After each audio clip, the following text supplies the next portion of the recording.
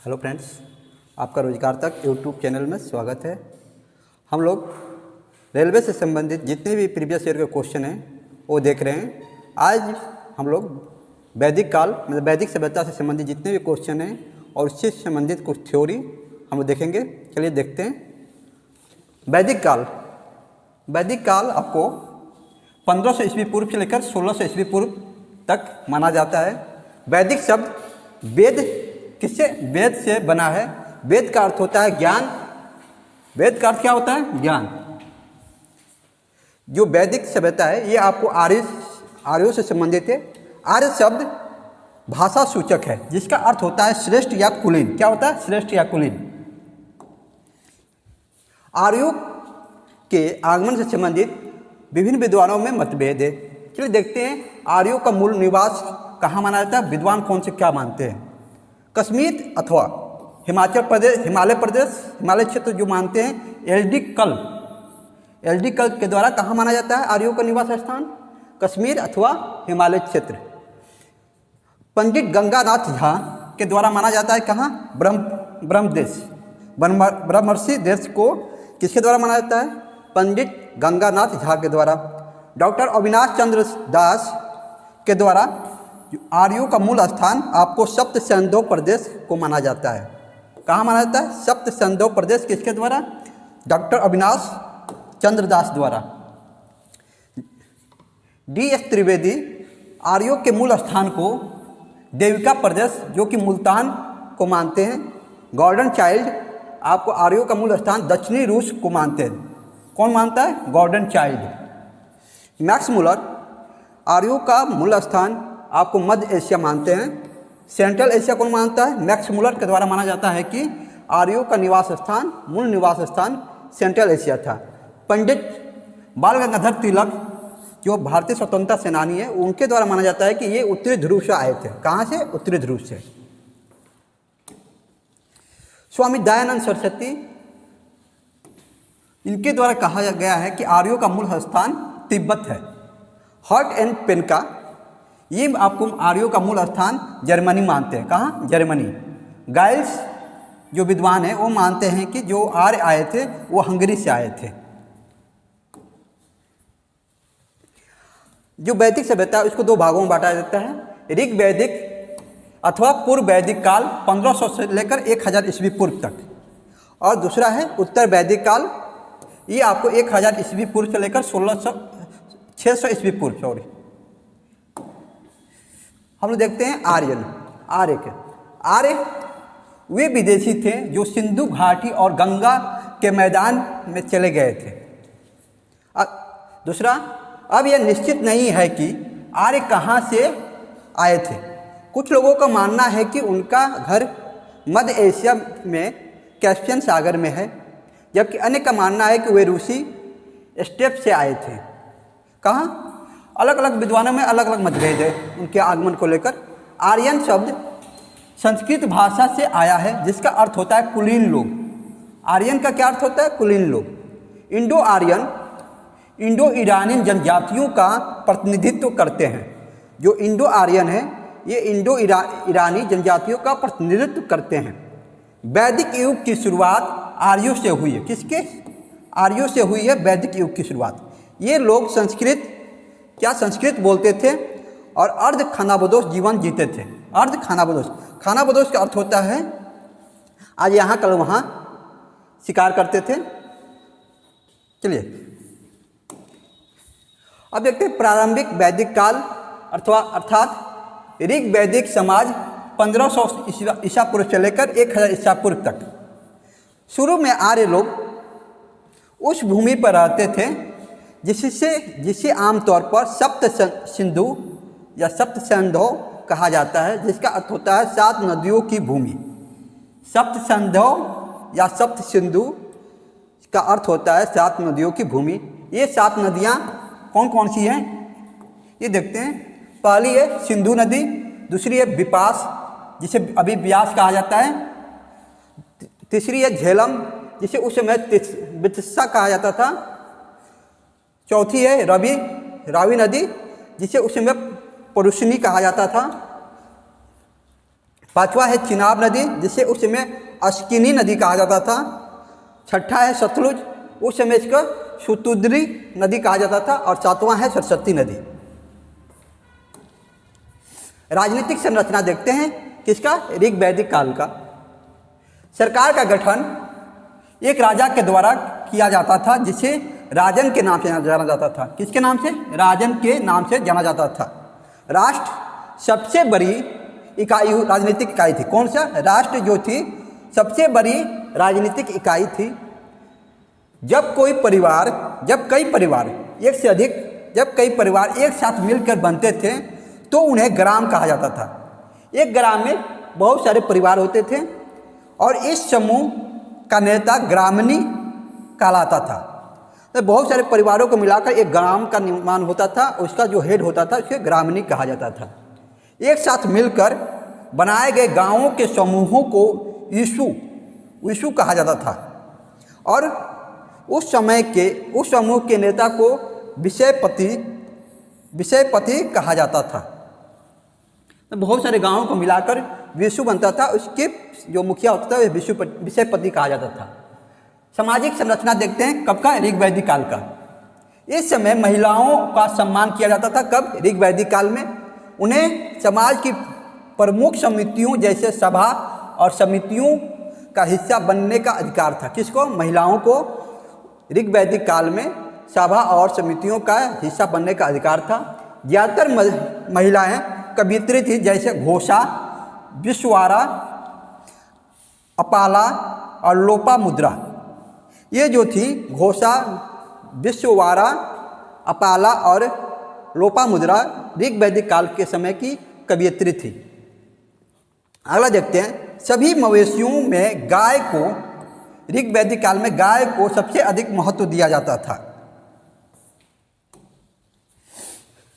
उस समय एक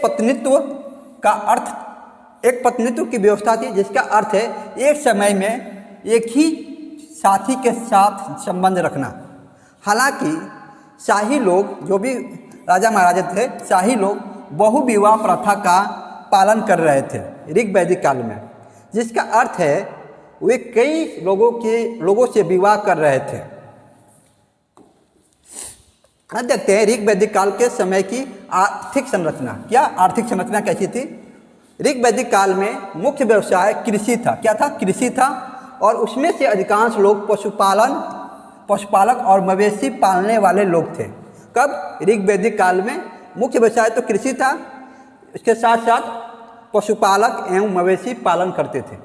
घोड़ा, रथ और हल भी मौजूद थे। कब? ऋग वैदिक काल में आपको घोड़ा, रथ और हल भी देखने को मिलते हैं। ऋग वैदिक काल में सूती और ऊनी कपड़े बनाने के लिए कताई का उपयोग किया जाता था। सूती और ऊनी वस्त्र बनाने के लिए, कपड़े बनाने के लिए कताई का उपयोग किया जाता था। अब देखते हैं, पहले उस समय वस्तु विनिमय प्रणाली प्रचलित थी, लेकिन बाद में इसे निषक, शुरुआत में आपको वस्तु के बदले वस्तु से व्यापार किया जाता था, लेकिन बाद में इसे निषक नामक सोने के सिक्कों में बदल दिया गया। क्या? निषक। नदियों का उपयोग, ऋग वैदिक काल में नदियों का उपयोग परिवहन के लिए किया जाता था। किसके लिए? परिवहन के लिए किया जाता। कब? ऋग वैदिक काल में। धर्म, ऋग वैदिक काल में धर्म देखते हैं। लोग पृथ्वी, अग्नि, वायु, वर्षा, गरज जैसी प्राकृतिक शक्तियों की पूजा करते थे। कब? ऋग वैदिक काल में पृथ्वी, अग्नि, वायु, वर्षा और गरज जैसी प्राकृतिक शक्तियों की पूजा करते थे। सबसे प्रमुख देवता इंद्र, ब्रज थे उस समय ऋग वैदिक काल में। प्राकृतिक शक्तियों को देवता का नाम दिया गया था। किसको? प्राकृतिक शक्तियों को देवता का नाम दिया गया था, जो इस प्रकार है। पृथ्वी को पृथ्वी, आग के देवता को अग्नि, वर्षा के देवता को वरुण, वायु, हवा के देवता को वायु और महिला की देवता को उषा और अदिति थी। ऋग वैदिक काल में मंदिर और मूर्ति पूजा का कोई प्रमाण नहीं मिलता है। ऋग वैदिक काल में मंदिर और मूर्ति पूजा नहीं है। कब? ऋग वैदिक काल में। अब देखते हैं उत्तर वैदिक काल, जो कि आपको 1000 ईस्वी पूर्व से लेकर 600 ईस्वी पूर्व तक माना जाता है। कब से? 1000 ईस्वी पूर्व से लेकर 600 ईस्वी पूर्व तक। इस काल में आर्य लोग, जो आर्य लोग थे, पश्चिमी और पूर्वी उत्तर प्रदेश जैसे कौशल और बिहार में बस गए थे। कब आए थे? बिहार और कौशल प्रदेश में उत्तर वैदिक काल में। इन उत्तर वैदिक काल के समय की राजनीतिक संरचना देखते हैं। उस समय राजनीतिक समिति और सभा उपस्थित नहीं थी। क्या नहीं थी? इस समय उत्तर वैदिक काल में जो समिति और सभा ऋग वैदिक काल की थी, वो इस समय नहीं थी। बड़े राज्यों को 2 नाम दिए गए थे, महाजनपद और राष्ट्र। राजा की शक्ति बढ़ गई थी। कब? उत्तर वैदिक काल में राजा की शक्ति बढ़ गई थी और उनके द्वारा विभिन्न यज्ञ और अनुष्ठान किए जाने लगे थे। कब? उत्तर वैदिक काल में, उत्तर वैदिक काल में क्या किए जाने थे? राजा के द्वारा यज्ञ और अनुष्ठान किए जाने लगे थे। जैसे राजसूय यज्ञ, अभिषेक समारोह शुभ रहता है। अश्वमेध यज्ञ, घोड़े की बलि दी जाती थी। वाजपेयी रथ दौड़, ये कब होता था? उत्तर वैदिक काल में। अब उत्तर वैदिक काल के समय की सामाजिक संरचना देखते हैं। वर्ण व्यवस्था एक महत्वपूर्ण हिस्सा बन गई थी। कब? उत्तर वैदिक काल में। समाज 4 वर्गों में विभाजित हो गया: ब्राह्मण, क्षत्रिय, वैश्य और शूद्र। ब्राह्मणों और क्षत्रियों को उच्च पद प्राप्त थे। कब? उत्तर वैदिक काल में। किसको उच्च पद प्राप्त थे? ब्राह्मणों को सबसे ऊंचा, फिर क्षत्रियों को, और उन्हें आर्थिक अधिक सम्मान दिया जाता था।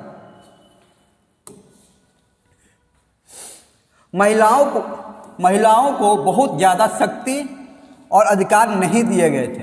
कब? उत्तर वैदिक काल में नहीं दिए गए थे। ऋग वैदिक काल में महिलाओं को सम्मान दिया जाता था। उन्हें पुरुषों से कमतर माना जाता था और उन्हें राजनीतिक सभाओं में, कहाँ? राजनीतिक सभाओं में शामिल होने की अनुमति नहीं थी। किसको? महिलाओं को राजनीतिक सभाओं में उपस्थित होने की अनुमति नहीं थी। बाल विवाह आम बात थी। कब? उत्तर वैदिक काल में। उत्तर वैदिक काल में आपको बाल विवाह शुरू हो गया था, स्टार्ट हो गया था, आम बात थी। अब देखते हैं आर्थिक संरचना। कब का? उत्तर वैदिक काल का। इस समय खेती के लिए जमीन बनाने के लिए जंगलों को काटा गया। कब? उत्तर वैदिक काल में। कृषि अभी भी मुख्य व्यवसाय था उत्तर वैदिक काल में। बढ़ईगिरी, मिट्टी के बर्तन, चमड़े का काम और धातु का काम महत्वपूर्ण हो गया था उत्तर वैदिक काल में। व्यापार के लिए उत्तर वैदिक काल में व्यापार के लिए 2 स्वर्ण सिक्के अर्थात शतमान और निषक का प्रयोग किया जाता था। शतमान और निषक का प्रयोग उत्तर वैदिक काल में व्यापार के लिए किया जाता था। कृष्णलला जैसे चांदी के सिक्के भी व्यापार के लिए एक हिस्सा बन गए थे। कृष्णलला। बेबीलोन, कहाँ? बेबीलोन और सुमेरिया जैसे दूरवर्ती क्षेत्र थे, वहाँ से विदेशी व्यापार शुरू हो गया था। कहाँ से? बेबीलोन और सुमेरिया से उत्तर वैदिक काल में। अब देखते हैं धर्म। उत्तर वैदिक काल के समय का धर्म देखते हैं। इस समय लोग इंद्र और अग्नि के स्थान पर प्रजापति, किसके स्थान पर? इंद्र और अग्नि के स्थान पर प्रजापति, जिसे सृजक, जो सृजन के मतलब दुनिया के रचयिता के माना जाते हैं देवता, सृजन के देवता। विष्णु को रक्षा करने वाला देवता माना जाता है, रक्षक। रुद्र संहारक की पूजा करते थे। ऋग वैदिक काल में इंद्र और प्राकृतिक पूजा होती थी, लेकिन उत्तर वैदिक काल में आपको प्रजापति, जिसे हम लोग ब्रह्मा, विष्णु और शिव की पूजा करना स्टार्ट हो गया था। लोग भगवान से प्रार्थना करने लगे। कब? उत्तर वैदिक काल में। पुरोहित वर्ग के पास अन्य की अपेक्षा अधिक शक्ति थी, क्योंकि इसमें धर्म का बोलबाला ज़्यादा बढ़ गया था, इसलिए पुरोहितों के पास ज़्यादा पावर हो गया था। उन्होंने धार्मिक अनुष्ठानों के लिए नियम बनाने शुरू किए कि पुरोहितों ने उत्तर वैदिक काल में धार्मिक अनुष्ठानों के लिए नियम बनाना स्टार्ट कर दिए। लोग इससे नाखुश हुए और पुरोहित वर्ग के खिलाफ विरोध प्रदर्शन शुरू कर दिया। इसके परिणाम स्वरूप बौद्ध धर्म और जैन धर्म का उदय हुआ 600 ईस्वी पूर्व में। वैदिक साहित्य देखते हैं। वैदिक साहित्य मुख्यतः 4 प्रकार के हैं। 4 वेद इस प्रकार हैं। पहला है ऋग्वेद। ऋग्वेद की रचना प्रारंभिक वैदिक युग के दौरान की गई थी। सबसे पुराना आपको ऋग्वेद है, सबसे बड़ा भी है। यह सबसे पुराने ज्ञात वैदिक संस्कृत ग्रंथों में से एक है। इसमें 1028 भजन है, जिसे सूक्ति भी बोला जाता है। इसे 10 मंडलों में वर्गीकृत किया गया है। जो ऋग्वेद है उसमें आपको 1028 सूक्तियाँ या मंत्र कहिए वो है, और इसको 10 मंडलों में विभाजित किया गया है। अगला जो वेद है यजुर्वेद। यजुर्वेद में सूत्र और मंत्र लिखे हुए हैं। यज्ञ के दौरान इन नियमों का पालन करना चाहिए। जो अनुष्ठान से संबंधित नियम कायदे कानून है वो आपको यजुर्वेद में मिलते हैं। अगला है सामवेद। सामवेद में धुनों और मंत्रों का संग्रह है। जो संगीत से संबंधित है वो सामवेद है। ऋग्वेद के शब्दों को मूल रूप से संगीत में परिवर्तित किया गया है, इसमें सामवेद में। अगला है अथर्ववेद। अथर्ववेद में मंत्र, प्रार्थना, मंत्र और भजन शामिल है। भजन जड़ी बूटियों से बीमारी को ठीक करने, प्रेमी या साथी पाने, इसका अर्थ होता है वशीकरण, विश्व शांति बनाए रखने, अच्छाई और बुराई की प्रकृति का वर्णन करने में मदद करते हैं। कौन सा? अथर्ववेद। 5वां वेद माना जाता है, किसको माना जाता है? महाभारत को। जो महाभारत महाकाव्य है इसको 5वां वेद ही माना जाता है। जो महाभारत और रामायण महाकाव्य है इसकी रचना इसी काल में, वैदिक काल में की गई थी। चलिए अब इससे संबंधित जो रेलवे में प्रीवियस ईयर के क्वेश्चन है उसको देखते हैं। अब क्या क्वेश्चन है? पहला क्वेश्चन देखते हैं। भारत का, किसका? भारत का राष्ट्रीय आदर्श वाक्य क्या है? सत्यमेव जयते। ये भारत का राष्ट्रीय आदर्श वाक्य है, सत्यमेव जयते, जिसका अर्थ होता है सत्य की हमेशा विजय होती है। किस प्राचीन भारतीय शास्त्र से उद्धृत एक मंत्र है? ऑप्शन ए है ऋग्वेद, ऑप्शन बी है मुंडकोपनिषद, ऑप्शन सी है भगवत गीता, ऑप्शन डी है मत्स्य पुराण। आपको मालूम होना चाहिए जो सत्यमेव जयते, जो कि भारत के राष्ट्रीय आदर्श वाक्य है ये आपको मुंडकोपनिषद में उद्धृत है। इसलिए सही उत्तर का ऑप्शन बी है। नेक्स्ट क्वेश्चन देखते हैं। अगला क्वेश्चन कह रहा है प्राचीन भारतीय कानूनी दस्तावेज मनुस्मृति डैश में लिखा गया है। किस भाषा में लिखा गया है? ऑप्शन ए है तमिल, ऑप्शन बी है हिंदी, ऑप्शन सी है संस्कृत, ऑप्शन डी है बंगाली। इसका सही उत्तर होगा ऑप्शन सी, ये संस्कृत में लिखा गया है। Next question. कठोपनिषद में नचिकेता, किसमें? कठोपनिषद में नचिकेता नामक एक किशोर देवता के बीच हुए बातचीत दर्ज है। निम्नलिखित में से कौन सा देवता नचिकेता से बात कर रहा है? ऑप्शन ए है भगवान यम, ऑप्शन बी है भगवान शिव, ऑप्शन सी है भगवान इंद्र, ऑप्शन डी है भगवान कार्तिकेय। आपको मालूम होना चाहिए कि कठोपनिषद में नचिकेता से जिसका वार्तालाप हो रहा है वो भगवान यम है। इसका सही उत्तर होगा ऑप्शन ए भगवान यम। नेक्स्ट क्वेश्चन देखते हैं। अगला क्वेश्चन कह रहा है डैश ने दिल्ली शहर की स्थापना सबसे पहले की थी और इसे इंद्रप्रस्थ नाम दिया था। दिल्ली की स्थापना सबसे पहले किसने की थी और इसे इंद्रप्रस्थ नाम दिया था? ऑप्शन ए है पुर्तगालियों ने, ऑप्शन बी है कौरवों ने, ऑप्शन सी है मुगलों ने, ऑप्शन डी है पांडवों ने। जो प्राचीन इंद्रप्रस्थ है उसकी स्थापना आपको पांडवों ने की थी। ऑप्शन डी इसका सही उत्तर होगा। नेक्स्ट क्वेश्चन कह रहा है निम्नलिखित में से कौन सा वेद संगीत का वर्णन करता है? संगीत, अभी हम लोग देखा साम वेद में संगीत का वर्णन किया गया, इसका सही उत्तर होगा ऑप्शन ए। चलो नेक्स्ट क्वेश्चन देखते हैं। अगला क्वेश्चन कह रहा है भारत नाम भारतीय संविधान, जो भारत नाम है भारतीय संविधान में भारत के लिए उपाधि के रूप में प्रयुक्त होता है, जिसका जिक्र भारतीय महाकाव्य, किसमें? भारतीय महाकाव्य डैश में एक भाग में प्राचीन पौराणिक सम्राट भरत की कथा के रूप में है? ऑप्शन ए है रामायण, ऑप्शन बी है गीता, ऑप्शन सी है उपनिषद, ऑप्शन डी है महाभारत। जो भारतीय महाकाव्य महाभारत है उसमें भारत नामक सम्राट की कथा के रूप में किया गया, इसलिए सही उत्तर होगा option D Mahabharat. Next question देखते हैं। अगला क्वेश्चन कह रहा है निम्नलिखित में से कौन सा प्राचीन ग्रंथ को पांचवा वेद कहा जाता है? ऑप्शन ए है शिव पुराण, ऑप्शन बी है रामायण, ऑप्शन सी है भगवत गीता, ऑप्शन डी है महाभारत। इसका सही उत्तर होगा option D Mahabharat. Next question देखते हैं। उपनिषदों में डैश भाषा का प्रयोग हुआ है? उपनिषद किस भाषा में लिखा गया है? ऑप्शन ए है संस्कृत, ऑप्शन बी है पाली, ऑप्शन सी है ब्राह्मणी, ऑप्शन डी है प्राकृत। इसका सही उत्तर होगा जो उपनिषद हमारा लिखा गया है वो संस्कृत में लिखा गया है, इसलिए सही उत्तर होगा option A Sanskrit. Next question देखते हैं। अगला क्वेश्चन कह रहा है डैश सबसे पुराना उपनिषद है? ऑप्शन ए है केना उपनिषद, ऑप्शन बी है छंदोग्य उपनिषद, ऑप्शन सी है मांडुक्य उपनिषद, ऑप्शन डी है ईसा उपनिषद। सबसे पुराना उपनिषद हमारा छंदोग्य उपनिषद है, इसलिए सही उत्तर होगा ऑप्शन बी छंदोग्य उपनिषद। नेक्स्ट क्वेश्चन देखते हैं। ऋग्वेद में डैश मंत्र है? कितना मंत्र है या कितना सूक्ति है?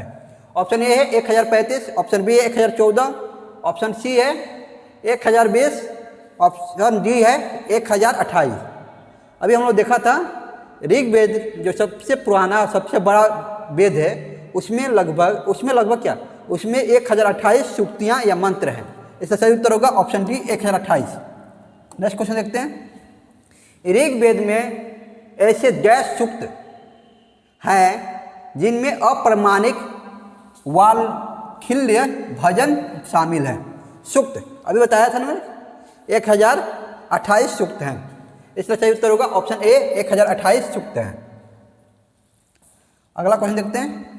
शक युग या शक एरा आरंभ हुआ था, कब हुआ था?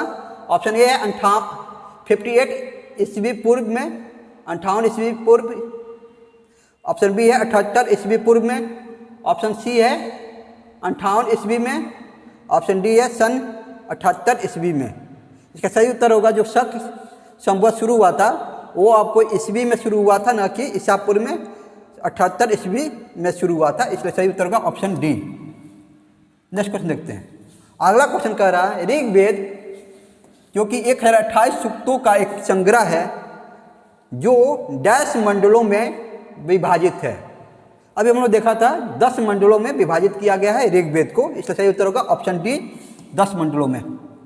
अगला क्वेश्चन कह रहा है ऋग्वेद में 1028 सूक्त हैं जिन्हें 10 पुस्तकों या 10 मंडलों में वर्गीकृत किया गया है, जिन्हें डैश के नाम से जाना जाता है। ऑप्शन ए है मंडल, ऑप्शन बी है अनुदत्त, ऑप्शन सी है सूक्त और ऑप्शन डी है पदपथ।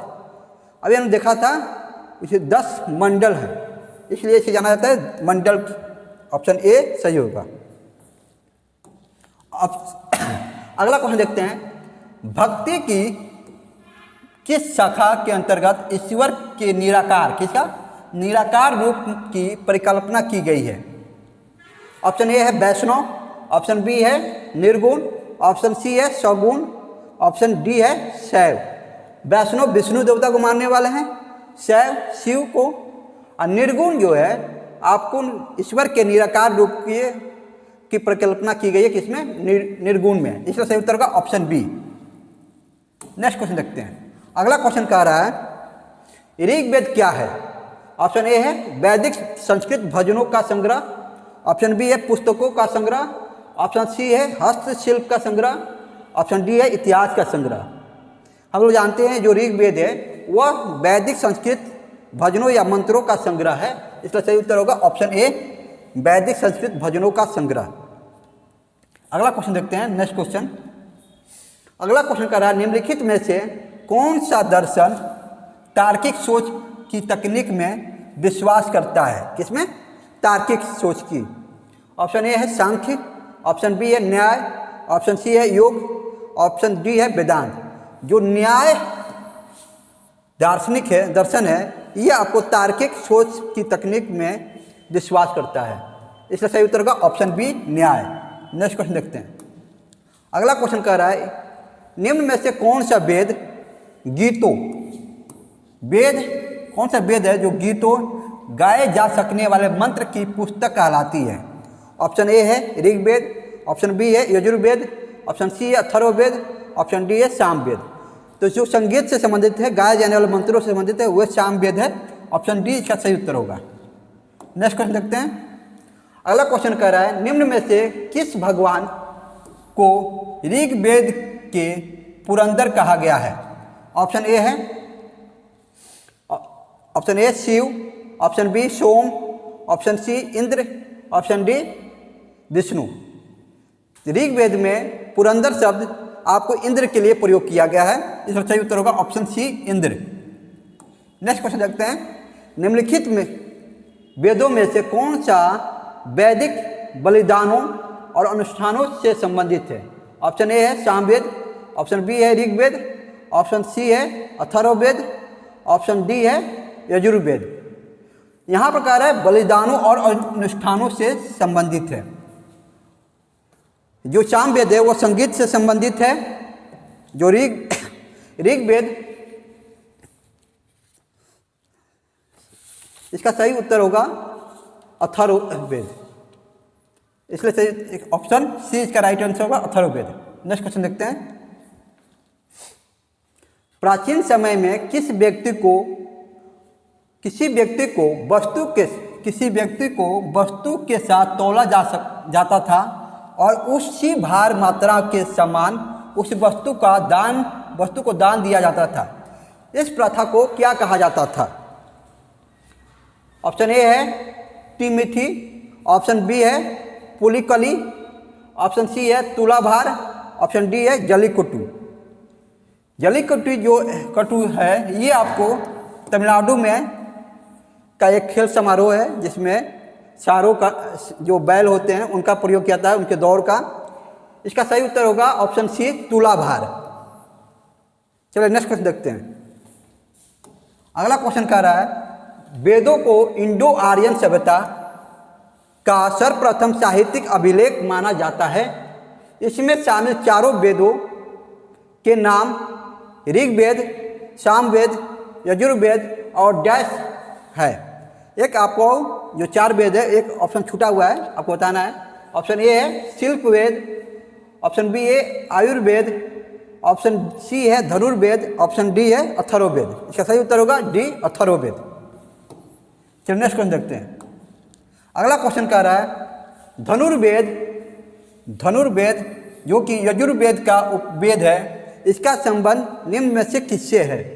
ऑप्शन ए है चिकित्सा से, ऑप्शन बी है वास्तुकला से, ऑप्शन सी है कला और संगीत से, ऑप्शन डी है युद्ध कौशल से। जो कला और संगीत से वो सामवेद है। इसका सही उत्तर होगा ऑप्शन डी जो धनुर्वेद है युद्ध कौशल से संबंधित है। नेक्स्ट क्वेश्चन देखते हैं। चारों वेदों में सबसे पुराना वेद कौन सा है? ऑप्शन ए है यजुर्वेद, ऑप्शन बी है सामवेद, ऑप्शन सी है ऋग्वेद, ऑप्शन डी है अथर्ववेद। जो सबसे प्राचीन और सबसे बड़ा वेद है वो है आपको ऋग्वेद। इसका सही उत्तर होगा option C Rigveda. Next question देखते हैं। अगला क्वेश्चन कर रहा है निम्न में से किस वेद में संगीत से संबंधित ज्ञान संग्रहित है? क्या संगीत से संबंधित ज्ञान संग्रहित है किसमें? ऑप्शन ए है Rigveda, option B Atharvaveda, option C Samaveda और ऑप्शन डी यजुर्वेद। इसका सही उत्तर होगा ऑप्शन सी सामवेद में संगीत से संबंधित ज्ञान संग्रहित है। नेक्स्ट क्वेश्चन कह रहा है भारत में वैदिक काल की अवधि डैश मानी जाती है? ऑप्शन ए है 550 से 323 ईस्वी पूर्व, ऑप्शन बी है 3000 से 2600 ईस्वी पूर्व, ऑप्शन सी है 1500 से लेकर 600 ईस्वी पूर्व, ऑप्शन डी है 336 से लेकर 323 ईस्वी पूर्व तक। यह सही उत्तर होगा ऑप्शन सी 1500 ईस्वी पूर्व से लेकर 600 ईस्वी पूर्व तक। अगला क्वेश्चन देखते हैं। अगला क्वेश्चन कह रहा है वेदों का इनमें से कौन सा अंग जटिल शब्दों का अर्थ और व्याख्या के लिए प्रसिद्ध है? ऑप्शन ए है कल्प, ऑप्शन बी है छंद, ऑप्शन सी है व्याकरण, ऑप्शन डी है निरुक्त। जटिल शब्दों का ये अर्थ और व्याख्या के लिए जो शब्द प्रयुक्त होता है वो है निरुक्त, इसलिए सही उत्तर होगा ऑप्शन डी निरुक्त।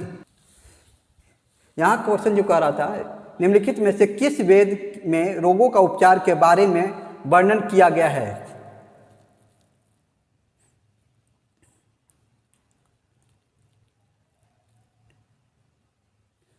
इसका सही उत्तर होगा ऑप्शन डी अथर्ववेद। चलिए अगला क्वेश्चन नेक्स्ट। ये है मुंडक उपनिषद। मुंडक उपनिषद किससे संबंधित है। ऑप्शन ए है सामवेद, ऑप्शन बी है अथर्ववेद, ऑप्शन सी है यजुर्वेद, ऑप्शन डी है ऋग्वेद। जो मुंडक उपनिषद है ये आपको ऋग्वेद से संबंधित है, ऑप्शन डी इसका सही उत्तर होगा। नेक्स्ट क्वेश्चन देखते हैं। इनमें से कौन सा पाषाण युग के निम्न तीन प्रमुख कालों के अंतर्गत नहीं आता है। जो पाषाण युग है ये तीन भागों में बांटा गया। पूरा पाषाण काल, मध्य पाषाण काल, पाषाण और नव पाषाण काल। तो ऑप्शन ए है पूरा पाषाण, ऑप्शन बी है नव पाषाण, ऑप्शन सी है ताम्र पाषाण, ऑप्शन डी है मध्य पाषाण। इसका सही उत्तर होगा जो नहीं आता है वो ताम्र पाषाण नहीं आता है, इसलिए सही उत्तर होगा ऑप्शन सी। अगला क्वेश्चन कह रहा है सत्यमेव जयते उद्धरण भारत के राष्ट्रीय प्रतीक। कौन सा। सत्यमेव जयते उद्धरण भारत के राष्ट्रीय प्रतीक पर देवनागरी लिपि में अंकित है। ये उद्धरण कहाँ से लिया गया है। ऑप्शन ए है मुंडक उपनिषद, ऑप्शन बी है अध्यात्म उपनिषद, ऑप्शन सी है कथा उपनिषद, ऑप्शन डी है मंत्रिका उपनिषद। इसका सही उत्तर होगा ऑप्शन ए मुंडक उपनिषद से लिया गया है। नेक्स्ट क्वेश्चन देखते हैं। अगला क्वेश्चन कह रहा महाभारत के अनुसार भीम और हिडिंबा का पोता कौन था। यह क्वेश्चन आपको आरआरबी एनटीपीसी स्टेज 1 में आया हुआ है 2021 में। ऑप्शन ए है बभ्रुवाहन, ऑप्शन बी है बर्बरिक, ऑप्शन सी है परीक्षित, ऑप्शन डी है इरावन। क्या सही उत्तर होगा ऑप्शन बी बर्बरिक। बर्बरिक जो था वो भीम और हिडिंबा का पोता था। चलो नेक्स्ट क्वेश्चन देखते हैं। अगला क्वेश्चन कह रहा है संस्कृत महाकाव्य जो महाभारत के लेखक कौन है। Option A Shri Krishna, option B Shri Sukhdev ji, option C Maharshi Ved Vyas, option D महर्षि वाल्मीकि। जो महर्षि वाल्मीकि है ये रामायण के रचयिता हैं। किसके।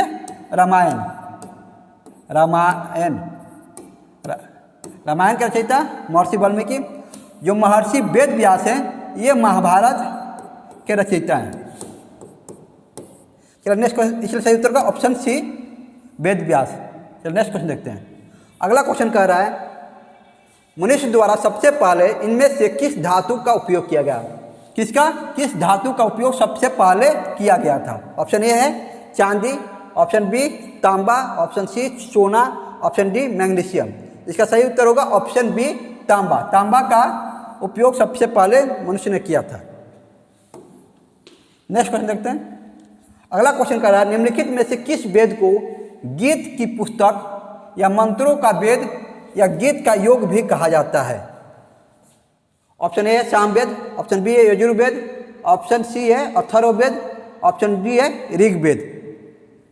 इसका सही उत्तर होगा ऑप्शन ए सामवेद। सामवेद में संगीतों का वर्णन किया गया है। गीत की पुस्तक, मंत्रों का वेद या गीत का योग किसको कहा था। सामवेद को। चलो नेक्स्ट क्वेश्चन देखते हैं। अगला क्वेश्चन कर रहा है यजुर्वेद की कितनी शाखाएं हैं। यजुर्वेद की कितनी शाखाएं हैं। ऑप्शन ए है 3, option B 2, option C 5, option D 4। इसका सही उत्तर होगा ऑप्शन बी 2 शाखाएं हैं यजुर्वेद की। अगला क्वेश्चन कर रहा है निम्नलिखित में से कौन सा चारों वेदों में से सबसे पुराना और सबसे बड़ा वेद है। ऑप्शन ए है ऋग्वेद, ऑप्शन बी है यजुर्वेद, ऑप्शन सी है अथर्ववेद, ऑप्शन डी है सामवेद। जो ऋग्वेद है सबसे पुराना और सबसे बड़ा है, इसलिए सही उत्तर होगा ऑप्शन ए ऋग्वेद। चलिए नेक्स्ट क्वेश्चन देखते हैं। यजुर्वेद डैश से संबंधित है। जो यजुर्वेद है किससे संबंधित है। ऑप्शन ए गायत्री मंत्र, ऑप्शन बी यज्ञ के अनुष्ठानों, ऑप्शन सी जादू टोना, ऑप्शन डी राग। जो यजुर्वेद है किससे संबंधित है? ये यजुर्वेद आपको यज्ञ के अनुष्ठानों के नियम से संबंधित है। सही उत्तर होगा ऑप्शन बी। अगला क्वेश्चन देखते हैं, इनमें से किस वेद को सबसे बड़ा और संग्रह में सबसे महत्वपूर्ण माना जाता है, जिसमें 1028 सूक्त हैं, जिन्हें मंडल नामक 10 पुस्तकों में विभाजित किया गया है? ऑप्शन ए है Yajurveda, option B Atharvaveda, option C Samaveda, option D Rigveda. जो ऋग्वेद है सबसे पुराना और सबसे बड़ा है, इसको ही इसमें 1028 सूक्तियाँ हैं और 10 मंडलों में विभाजित किया गया। सही उत्तर होगा ऑप्शन डी। अगला क्वेश्चन देखते हैं, प्राचीन भारतीय महाकाव्य डैश को अब तक ज्ञात सबसे लंबे महाकाव्य के रूप में जाना जाता है और इसे अब तक लिखे गए सबसे लंबे महाकाव्य के रूप में वर्णित किया गया है? ऑप्शन ए है Ramayana, option B Bhagavad Gita, option C Mahabharata, option D Buddha Charitra. इसका सही उत्तर होगा ऑप्शन सी महाभारत। चलिए नेक्स्ट क्वेश्चन देखते हैं। अगला क्वेश्चन कह रहा है, सबसे पुराना उपनिषद है? Option A Isha Upanishad, option B Mandukya Upanishad, option C Chandogya Upanishad, option D Kena Upanishad. जो सबसे प्राचीन उपनिषद है वो आपको छांदोग्य उपनिषद है। ऑप्शन सी सही उत्तर होगा छांदोग्य उपनिषद। नेक्स्ट क्वेश्चन देखते हैं, वैदिक ग्रंथों के अनुसार संग्रहिणी का क्या कार्य है? ऑप्शन ए कोषाध्यक्ष या खजांची, ऑप्शन बी सारथी, ऑप्शन सी कर संग्राहक, ऑप्शन डी चारण। जो संग्रहित्री है उसका क्या कार्य है? ऑप्शन ए इसका सही उत्तर होगा ऑप्शन ए कोषाध्यक्ष। कोषाध्यक्ष या खजांची को ही कहा जाता है, इसका सही उत्तर होगा ऑप्शन ए। अगला क्वेश्चन देखते हैं। क्वेश्चन कह रहा है, उस सही कथन समूह का चयन कीजिए जो भारत सरकार के अनुसार भारत की शास्त्रीय भाषा होने संबंधी मानदंडों का समर्थन करता है। उस भाषा के गुणों में निम्नलिखित गुणों को शामिल होना चाहिए। ऑप्शन ए है उसके प्रारंभिक ग्रंथों अभिलिखित इतिहास की अधिक प्राचीनता, जो 1500 से 2000 वर्ष से अधिक प्राचीन हो। दूसरा ऑप्शन है, दूसरा कथन, उसके प्राचीन साहित्य ग्रंथों का एक निकाय हो जिसे वह भाषा बोलने वाले लोगों की पीढ़ियों द्वारा मूल्यवान विरासत माना जाता हो। कथन तीन है, उसकी साहित्यिक परंपरा में मौलिकता हो जो किसी अन्य भाषा समुदाय से उधार नहीं ली गई हो। और जो चौथा कथन है उसमें वो कह रहा है जिसके बोलने वालों की संख्या कम से कम 20 लाख हो। जो शास्त्रीय भाषा है उसके मानदंडों में ये ऑप्शन जो बी जो संख्या लिमिट करता है 20 लाख, ये नहीं है। अब देखते हैं कौन सा सही है। ऑप्शन ए कह रहा है 2, 3, 4, ऑप्शन बी है 1, 2, 4, ऑप्शन सी है 1, 2, 3, ऑप्शन डी है 1, 3 और 4। इसका सही उत्तर होगा ऑप्शन सी कथन 1, कथन 2 और कथन 3, तीनों 3 सही हैं। ये चौथा कथन गलत है। नेक्स्ट क्वेश्चन देखते हैं।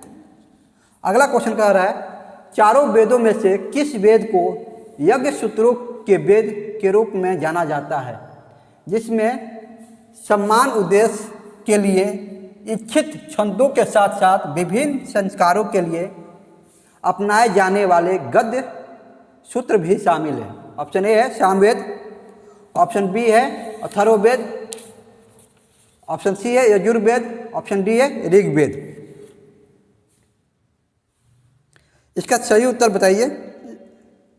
इसका सही उत्तर होगा ऑप्शन सी यजुर्वेद।